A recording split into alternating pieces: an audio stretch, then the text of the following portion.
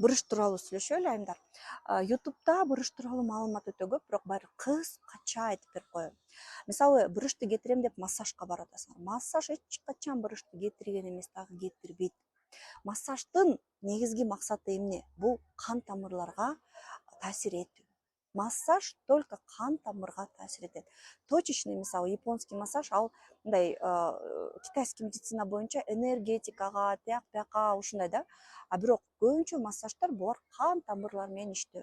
Кан тамырларды сыгуу жана лимфа тамырларын сыгуу. Ал сыгылганда эмне болот? Бет жеңилдейт, шишик тарайт. Сыгылат, кетет да лишний жидкостьтин баары. Шишик тарайт дагы, бет бир аз өйдө тартылат. Бирок массаж жасабай койсоң, кайра эле калыбына келет. Массаж керекпи? Керек, ооба. Бирок массаж бурыштын маселесин чечпейт. Массаж бул кошумча процедура катары эң сонун процедуралардын бири. Пожалуйста, колдон кол. Бурышты эмне кетирет? Реалдуу эмне кетирет? Смотря кандай бурыш. Мисалы, көздүн тегерегинде эмне бурыш, мага уже ботокс жасаш керек, көрдүңбү? Азыр тоодон түшүп барып, мен сөзсүз ботокс жасайм. Бул жерде именно булчуңга терең атыш керек дагы, ошол булчуңду иштөөсүн азайтыш керек. Бул жердеги бурыш привычка да, мынтип жатканда. Ошентип жатпаш керек. Бул жердеги бурыш уже могу жерде ашыкча тери болгондон. Бул жердеги бурыш ашыкча тери. Ашыкча терини алып өйдө тартыш керек пластика жолу менен.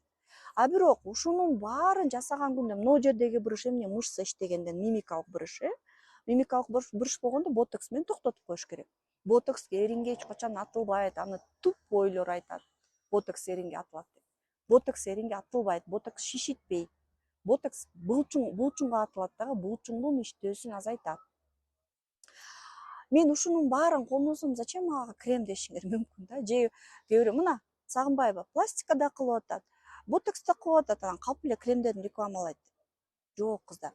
Мындай да, корооңор таза болуш үчүн, үйүңөр таза болуш үчүн тырноо да керек, шыпыргы да керек, анан гүл отургуч үчүн күрөк да керек. Туурабы? Күрөк менен жерди тырнай албайсыңар. Шыпыргы менен жерди каса албайсыңар.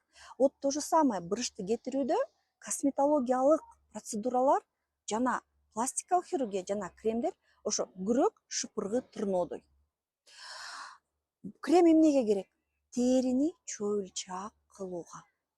Ооба, косметологиялык процедура бар, биоревитализация деген, плазмалифтинг, именно теринин ботокска окшоп булчуңга эмес, а теринин өзүнө атып, терини чөйүлчаак кылган процедура бар, терини жакшыртат. Бирок силер өмүр бою тынбай бир жума сайын чуркап барып акчаңарды төлөп ошондой процедура жасай албайсыңар да. Туурабы? Биз көп болсо жылына бир курс кылып